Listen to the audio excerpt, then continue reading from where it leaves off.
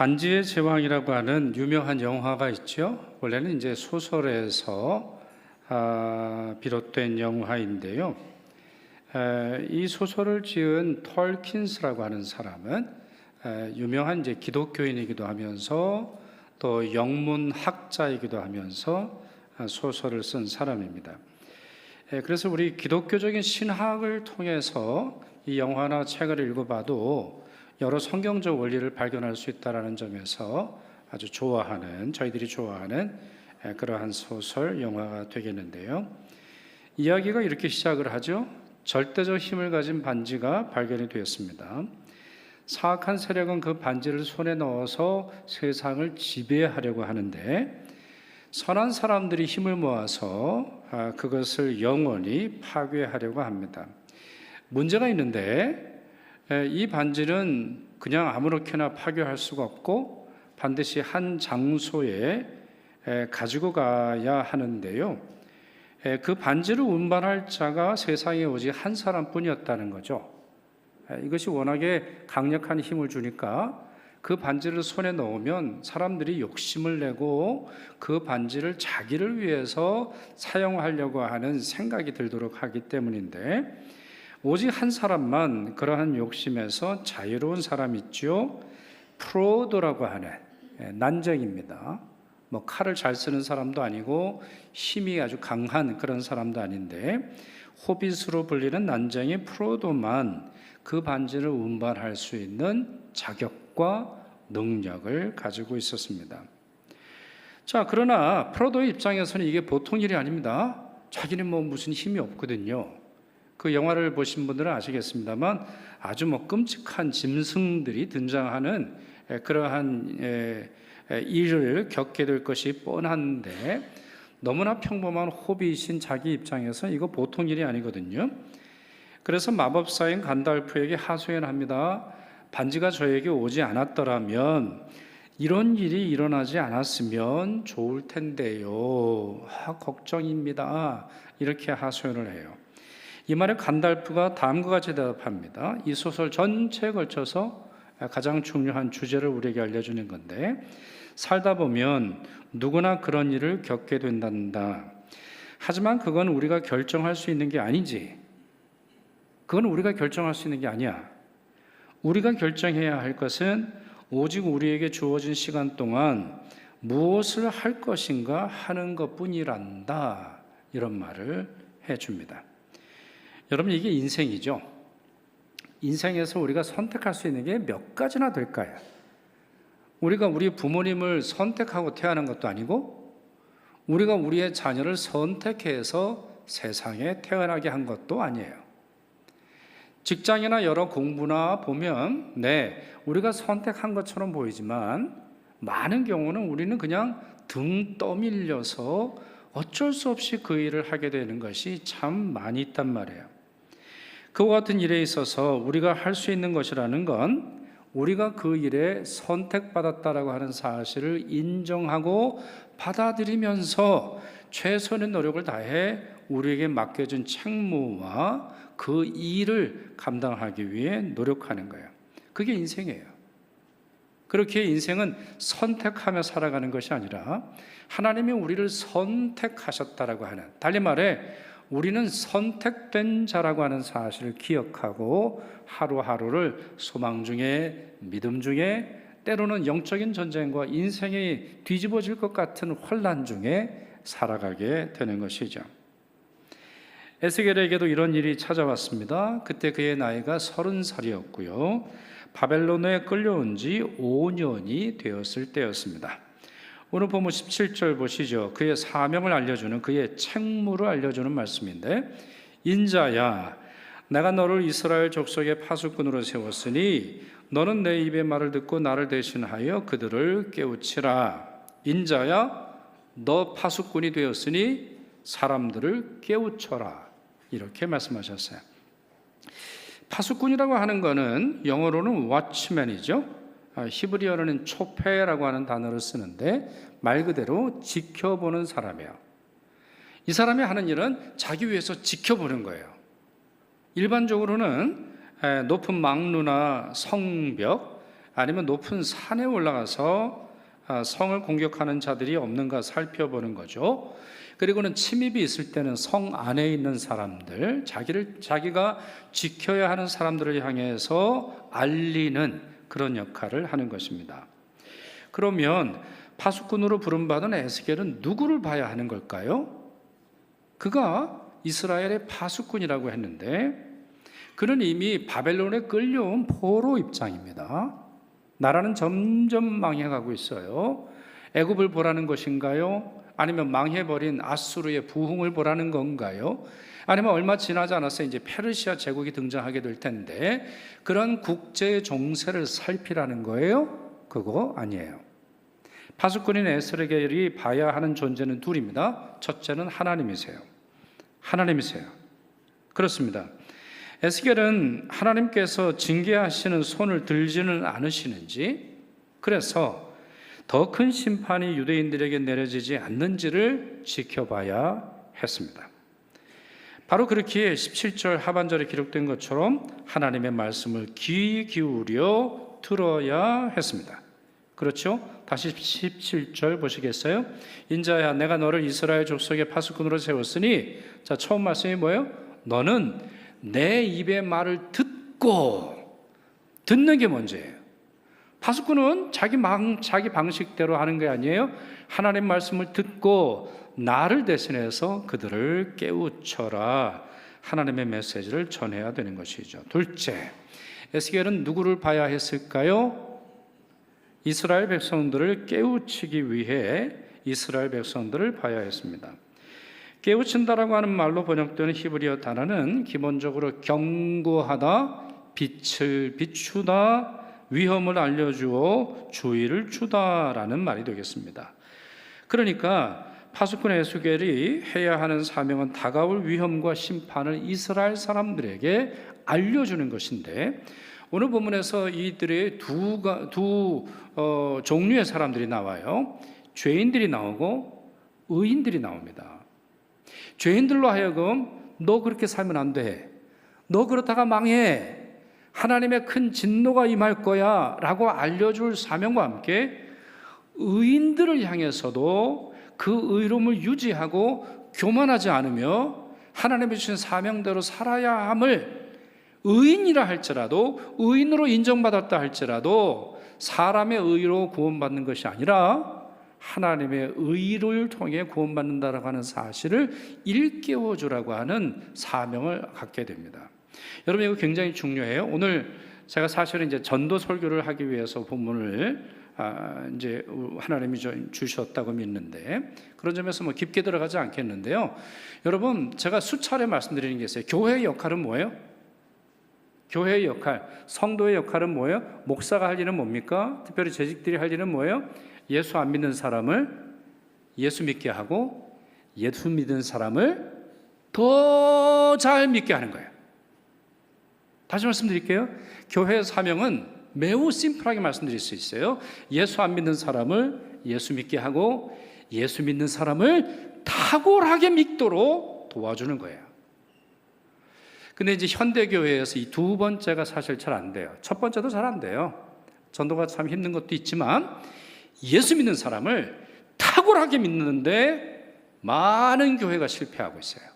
네, 오래 믿게 하는 거는 우리가 해요. 그래서 교회에서도 보면 교회에서 근속상은 줘요. 10년 근속, 30년 근속, 50년 근속, 아니면 그 집안이 대대로 우리 교회를 다녔으면 근속상을 줘요. 근데 저는 근속상도 중요하다고 보는데 더 중요한 건 뭐예요? 탁월함이에요. 1세대보다 2세대가 더 탁월하게 믿고 있어요? 2세대보다 3세대가 탁월하게 믿고 있어요? 저희 교회가 이제 올해 95주년이 이제 되는데, 95주년이 되면서 숫자는 뭐 숫자대로 그건 좀 다른 이슈가 되는 거니까 믿음의 양과 믿음의 질과 믿음의 능력이 과거보다 탁월해지고 있습니까? 저는 여러분 이렇게 생각을 하는데요. 위대한 교회, 소위 말해서 역사가 인정하는 교회는 숫자에 있지 않다고 봐요. 어떠한 역사책에도 숫자 때문에 그 교회가 10만 명이 모였더라, 그게 끝이에요. 그래서 무슨 일이 벌어졌어요? 10만 명이 모여서 무슨 일을 하는 거예요? 10만 명이 모였는데 하나님 나라와 무슨 상관이 있어요? 정말 중요한 건 탁월한 믿음을 가진 사람들이 배출돼야 돼.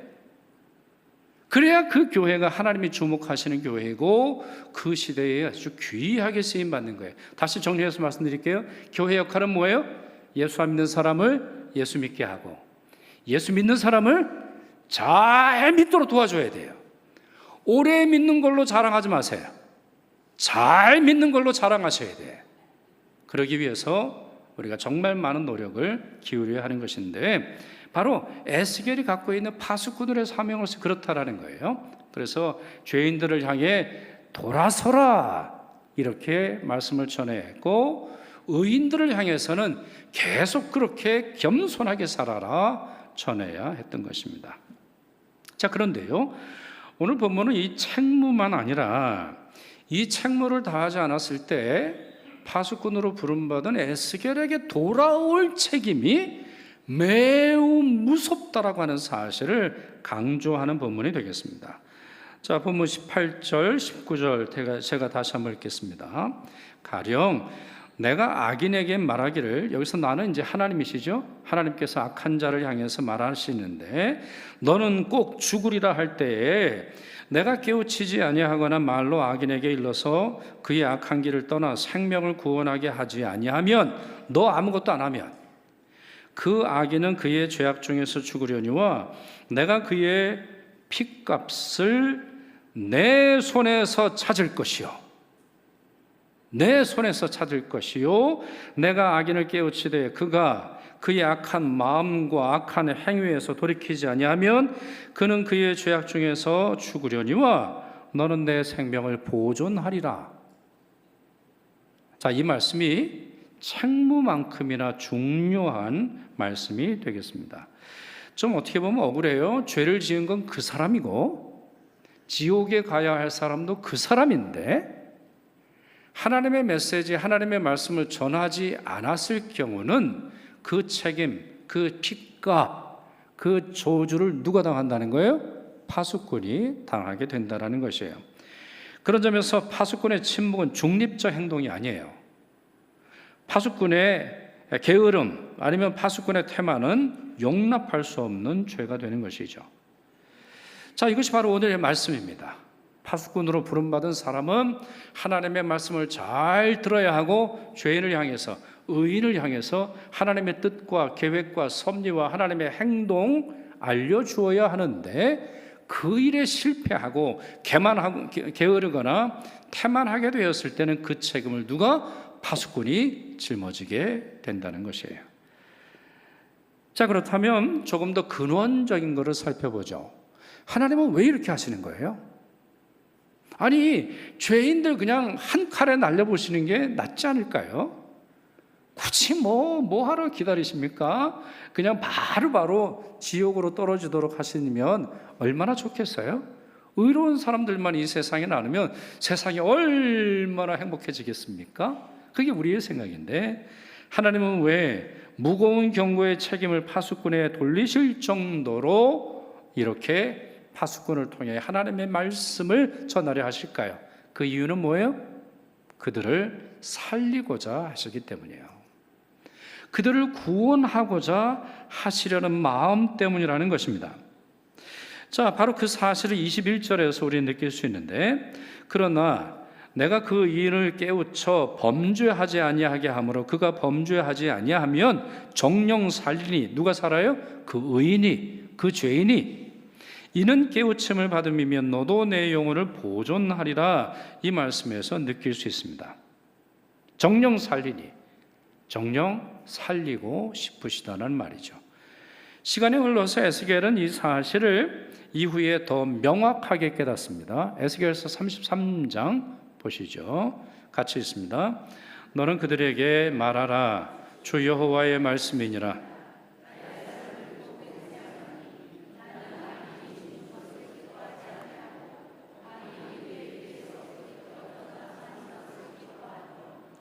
이스라엘의 족속아, 돌이키고 돌이키라. 너희 악한 길에서 떠나라. 어찌 죽고자 하느냐 하셨다 하라. 하나님의 마음이 어떻다는 거예요? 악인이 죽는 것을 기뻐하세요? 아니에요. 하나님은 기뻐하지 않으세요. 악한 자라 할지라도 멸망에 이르는 것을 하나님은 슬퍼하십니다.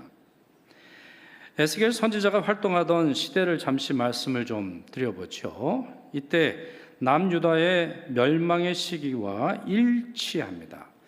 에스겔서 1장 1절은 아예 당시의 시대가 어떤 시대였는지를 명확하게 말하는데, 여호야긴 왕이 사로잡힌 지 5년이라 했고요.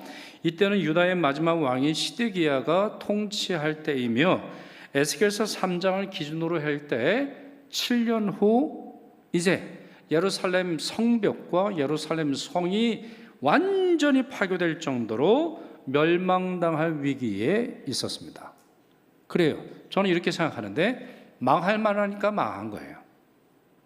한 민족이 도덕적으로나 영적으로나 사회적으로 사법적으로 행정적으로 타락이 극에 달했기 때문에 망하는 게 하나도 이상하지 않은 그 시대를 살아가고 있는 것이죠. 오히려 그와 같이 악한 자들을 싹 쓸어버리고 새로운 자를 통해서 나라를 세우는 것이 낫겠다 싶어요. 하나님 왜 이렇게 고생하나 싶어요. 하나님께서 끊임없는 자비를 베푸시는데 이스라엘 백성들이 끊임없이 우상 숭배를 했어요. 그나마 나은 자들, 제사장들 아니면 선지자들조차도 하나님의 말씀을 제대로 전거하지 않았고 자기의 사리 사욕과 탐욕 속에서 종교를 이용할 뿐이었어요. 그렇기에 이 나라는 망하는 것이 당연한데도 불구하고 하나님의 마음은 다른 곳에 있다는 거예요. 파수꾼을 세워서라도 그들을 구원하고자 하시는 거예요.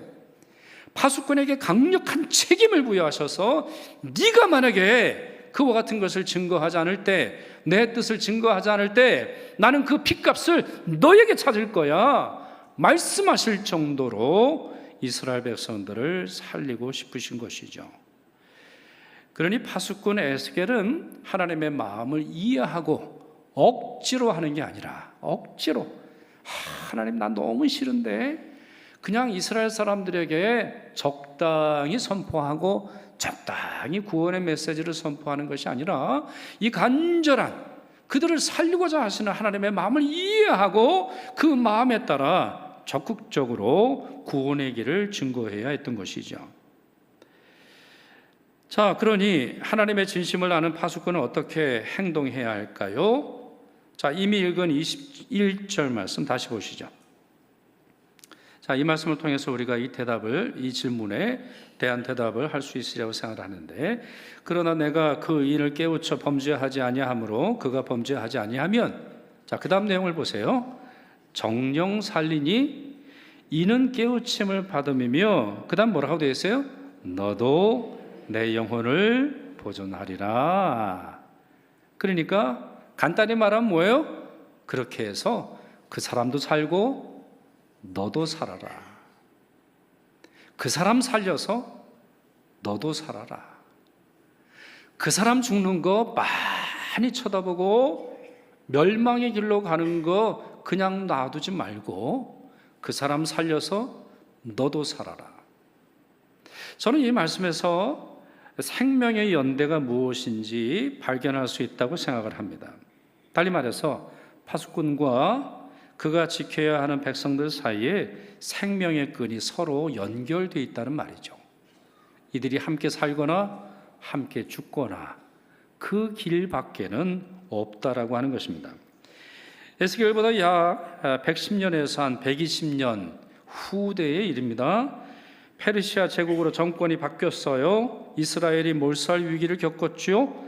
바로 그때 페르시아의 왕비였던 에스더라고 하는 여인이 민족의 운명 앞에서, 민족의 비참한 위기 앞에서 다음과 같이 고백합니다. 죽으면 죽으리이다. 죽으면 죽으리이다. 에스더서 4장 16절.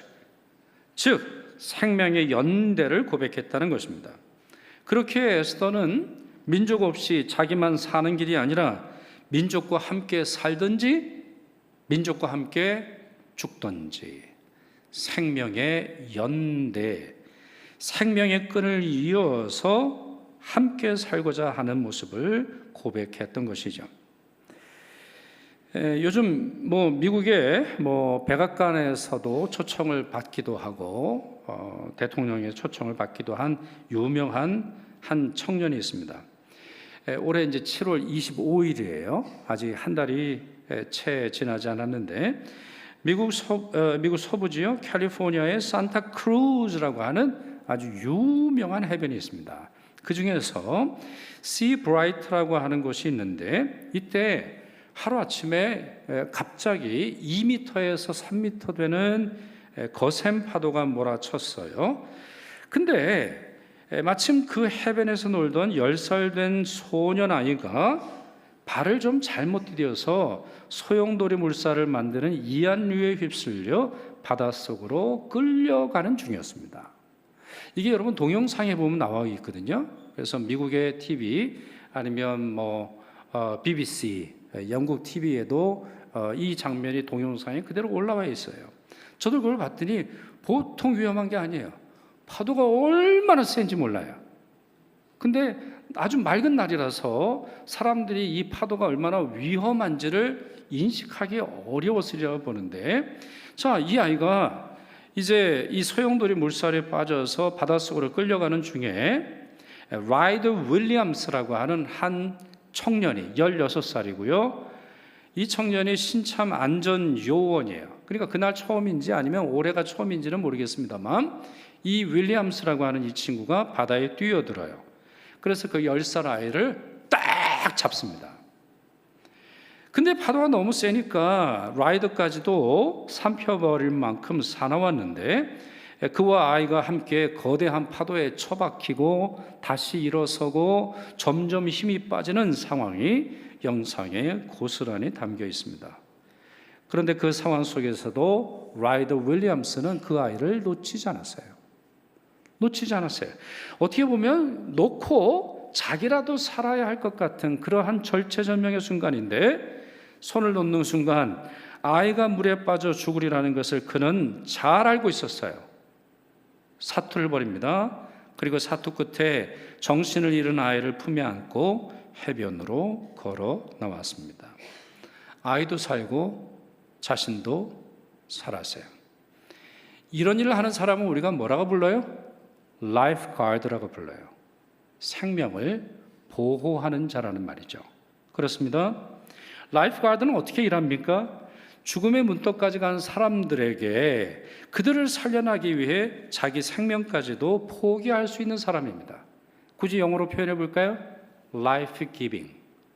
자기 생명을 줌으로 말미암아 생명이 꺼져가는 사람을 살리는 것, 그게 바로 라이프 가드의 역할이며 그게 바로 파수꾼의 태도인 것입니다.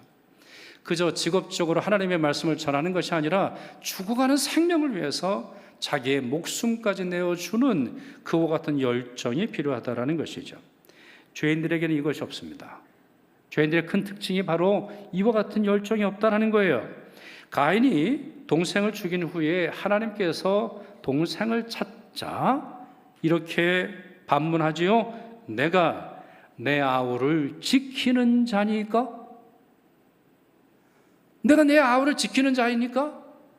아니, 걔는 걔대로 사는 거고 나는 나대로 사는 거지. 내가 굳이 내 동생의 삶까지, 내 동생의 목숨까지 내가 지켜야 합니까? 정답은 뭐예요? 지켜야죠. 형이라면 동생의 생명을 지켜줘야 하죠. 굳이 파수꾼으로 세우거나 라이프 가드가 되라고 하나님이 말씀하지 않으셔도 그건 너무 당연한 거 아니에요? 자기 가족의 운명을, 가족의 생명을 적어도 가족이라면 지켜줄 수 있어야 하는 것인데 자기가 죽여놓고도 이런 말을 한단 말이에요. 형제의 생명에 대해 아무 책임이 없다는 냉정한 선긋기 행위라 볼 수 있는 것입니다. 그러나 파수꾼은 정확히 그 반대의 자리에 선 사람이죠. 그렇습니다. 내가 그를 지키는 자입니다. 내가 그를 살펴보았어야 합니다. 내가 그가 파도 속에 들어가는지, 내가 그가 절벽을 향해 가는지, 내가 그가 지옥을 향해 한 걸음 한 걸음 나아가는지 내가 봤어야 합니다. 내가 깨어서 경고했어야 하고, 내가 깨어서 하나님의 메시지, 그를 향한 또한 그가 스스로 초래한 운명에 대해 말해줬어야 합니다 라고 하는 마음과 생각이 있어야 합니다. 그걸 뭐라고 부를 수 있다고요? 생명의 연대. 생명의 끈으로 연결이 되어서 그가 살고 나도 사는 바로 그와 같은 사명과 책무를 기억해야 한다는 것이죠. 주님도 이렇게 말씀하셨죠. 요한복음 15장 13절입니다. 사람이 친구를 위하여 자기 목숨을 버리면 이보다 더 큰 사랑이 없나니. 이것은 철학적인 메시지나 신학적 가르침이 아닙니다. 예수님이 우리를 어떻게 구원하셨는지를 설명하는 말씀입니다. 예수님은 우리를 위해서 십자가라고 하는 가장 거센 파도 속으로 뛰어드셨습니다. 그분은 폭풍 속으로 걸어 들어오셨습니다. 그분은 인간의 운명 속으로 걸어 들어오셨습니다. 그분은 우리 밖에서 우리를 탈출시켜 구원하시는 방식이 아니라 우리 세계 안에 들어오셔서 우리를 구원하시는 방법을 선택하셨습니다. 자, 이것이 바로 오늘 우리에게 주신 하나님의 말씀의 의미가 되겠습니다. 에스겔을 통해서 우리에게 주시는 말씀, 그리고 예수님을 통해서 확인할 수 있는 파수꾼의 사명, 또 파수꾼을 통해서 이 세상 사람들을 구원하려고 하시는 하나님의 마음을 전해주는 것이죠. 자, 그렇다면 이 말씀을 우리에게 주신 이유는 무엇일까요? 21세기를 살아가는 우리에게 이 말씀은 어떤 의미를 줍니까? 그렇죠. 우리도 파수꾼으로 부름받았다라고 하는 것이죠. 우리가 우리 민족의 파수꾼이 되어야 하고, 우리 가정의 파수꾼이 되어야 하고, 우리 이웃의 파수꾼으로 부름받았다라고 하는 사실을 오늘 본문을 통해 확인할 수 있습니다. 여러분, 우리 곁에도 우리가 당장 뛰어들지 않으면 더 깊은 바다로 휩쓸려 들어갈 만한 분들이 얼마나 많이 있습니까? 그분들에게 주님의 말씀을 전하지 않고, 그분들을 교회로 초청하지 않고, 그분에게 예수 믿으란 말하지 않았을 때 그 책임을 누가 지겠습니까? 바로 우리가 져야 하는 것이죠. 사실 이 말씀은 우리 개인적 관계에서만 해당되는 말씀은 아니에요. 우리 개인 대 개인, 내 아버지, 내 어머니와 나, 아니면 내 자식들과 나와의 관계만을 의미하는 것은 아니에요. 교회가 무슨 일을 해야 하는지 정말 잘 보여준다고 볼 수 있어요. 한국 교회 제대로 가고 있지 않은 모습이 얼마나 많이 있습니까? 정말 교회 안에 올바른 복음이 선포되고 교회 리더들이 하나님을 위해서 정말 세상으로 나아가서 점점 나아가 복음을 증거하고 있습니까? 아니면 교회 안에서만 머무르며 교회의 유산과 재산을 사용만 하고 있습니까? 정말 교회가 세상의 등대가 되어야 하고 세상의 방주가 되어야 하는데, 과거에 등대요 방주였다라고 하는 사실을 기억하고 기념하는 박물관 속에 있습니까? 아니면 여전히 세상으로 향해 나아가 세상 많은 사람들을 구원의 길로 이끌고 있습니까? 지금 장로님들은 뭐 하고 계시나요? 우리 권사님들은 뭐 하고 계세요? 우리 집사님들 뭐 하고 계세요? 여러분들은 뭐 하고 계세요? 우리 교회는 과연 무엇하고 있는 것일까요? 이 지역의 파수꾼으로 우리 교회는 부름받았고, 또한 우간다와 캄보디아의 파수꾼이 되도록 하셨어요. 어떻게 보면 각 교회가 자기에게 맡겨주신 이 파수꾼의 역할만 감당해도 세상은 훨씬 좋아질 거예요. 예배가 마친 후에, 식사가 마친 후에 우리가 세상으로 나아가서 복음을 전하면 전도 역사가 훨씬 많아질 거예요.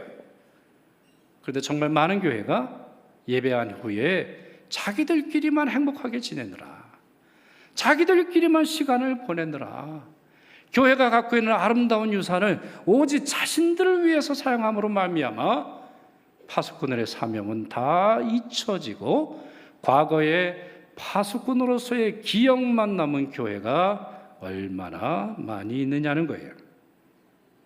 말씀을 좀 정리해 볼까요? 그러면 우리가 어떻게 해야 할까요? 첫째, 이 중차대한 사명이 우리에게 주어졌다는 사실을 우리 스스로 받아들여야 합니다. 둘째, 하나님의 음성에 귀를 기울여야 합니다. 오늘 본문에 앞서서 하나님은 에스겔에게 이렇게 말씀하시죠. 너는 발견한 것을 먹으라. 너는 이 두루마리를 먹고 가서 이스라엘 족속에게 말하라. 하나님의 말씀을 들어야 할 말이 있죠. 하나님의 말씀이 안 들리는데 누구에게 무엇을 전하겠습니까? 셋째, 담대해야 합니다. 사람들은 나를 싫어하는 게 아니라 그 내면 속에서는 하나님의 말씀을 싫어하는데요. 에스겔도 마찬가지죠. 그래서 하나님께서 오늘 본문 7절과 9절에서 이런 말씀을 하세요. 그러나 이스라엘 족속은 이마가 굳고 마음이 굳어 내 말을 듣고자 아니하리니 네 말 안 들을 거야. 왜냐? 내 말을 듣고자 아니함이니라. 하나님의 말씀을 듣기 싫어하기 때문에 하나님의 말씀을 전하는 파수꾼의 말을 거부한다는 거예요. 그러면 어떻게 해야 할까요? 9절입니다. 같이 있습니다. 내 이마를 화석보다 굳은 금강석같이 하였으니 그들이 비록 반역하는 족속이라도 두려워하지 말며 그들의 얼굴을 무서워하지 말라. 자, 이마를 뭐라고 말씀하세요?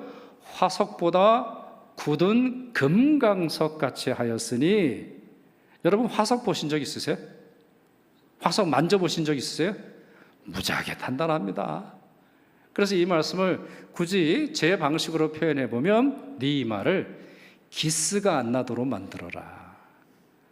뭐가 와가지고 핍박을 하고 뭐가 와가지고 전도 좀 그만해. 아직도 예수를 믿냐? 예수 믿는다고 밥이 나오냐? 예수 믿는다고 커피가 나오냐? 저희 교회는 두 가지는 나와요. 네, 밥이 나오고 커피가 나오니까 뭐 그 정도로 우리 확실히 대답할 수 있는데, 예수 믿어서 행복하냐? 예수 믿어서 기도하는데 왜 우리가 병에 걸리냐? 예수 믿는데 왜 우리 집안이 망하냐? 예수 믿는데 왜 이런 일을 당하느냐? 우리도 대답하기 어려운 일들을 통해 예수 믿기를 거절하는 사람들이 있다는 말이에요. 그러니 어떻게 해야 된다는 거예요? 담대해야 되는 거예요. 파수꾼은 담대해야 되는 거예요. 자기 위치를 지킬 뿐만 아니라 자기를 모독하고 더 나아가서 하나님을 모독하는 사람들이 있다 할지라도 마음에 뭐가 없어야 돼요? 기스가 안 나야 돼요. 누구 와서 막 빼빠로 밀러도 빼빠 아시죠? 네. 고급 한국말인데, 네. 그걸로 밀어도 전혀 두려워하거나 자존심 상하거나 관계가 깨질 것을 염려하지 않는 마음이 필요한 것입니다. 그럴 때 우리 입이 열리는 거고, 그럴 때 죽어가는 사람들을 주께 구원할 수 있는 것이죠. 마지막으로 네 번째, 구체적으로 행동해야 합니다. 구체적으로 행동해야 돼요. 사실 오늘 말씀은 우리에게 구체적인 행동을 요구하는 거예요. 신학적으로 어려운 게 아니잖아요. 여러분, 올해 10월 17일 여러분들이 다 기억하시는 날인데 새생명 전도축제가 열리는 날입니다. 올해는 남성을 주 대상으로 하죠. 남성을 주 대상으로. 그럼 여자로 오지 말까요? 여자도 와야 돼요. 네, 남자도 오고 여자도 와야 되는 겁니다. 그런데 이제 행사의 성격을 남자에게 집중하는 그런 날이 되어야 된다는 것이죠. 이와 같은 날은 그저 1년에 한 번 치르고 지나가는 가벼운 연례 행사가 아닙니다. 영적으로 잠들어 있는 분들을 깨우는 놀라운 축제가 되리라 믿습니다. 그러니 파수꾼이 하는 것처럼 태신자의 이름을 가슴에 품고 기도의 성벽에 굳건히 서는 우리가 되어야 되겠습니다. 아직 2달 조금 이제 미치지 못하는데, 여러분 아직 전도대 상자를 정하지 않으셨다면 그분의 이름을 꼭 제출해 주시고 함께 기도해 주셔서 생명의 길이 열리는 놀라운 축복의 날이 될 수 있기를 주님의 이름으로 축원합니다. 기도하겠습니다. 참 좋으신 주님, 오늘 우리에게 주신 하나님의 말씀 에스겔 3장 말씀을 통하여 우리도 하나님의 파수꾼으로 부름받았음을 알게 되었습니다. 저희들 그 사명, 그 소중한 사명, 그 영광의 사명 기쁨으로 감당할 수 있도록 축복하여 주옵시고 담대함과 지혜를 허락하여 주옵시며 전도하는 날 많은 사람들이 찾아와 주님의 말씀 듣고 주께로 돌이키게 하여 주시옵소서. 아직 저희 주변에는 예수님을 알지 못하고 예수님에 대해, 더 나아가서 교회에 대해 반감을 가진 사람들이 많이 있습니다. 하나님, 저들을 불쌍히 여겨주셔서 주님을 알고 회개케 하여 주옵시고, 주님의 말씀이 다시 들리는 소중한 은혜의 변혁의 역사가 일어나게 하여 주옵소서. 우리 주님 예수 그리스도의 이름으로 기도하옵나이다. 아멘.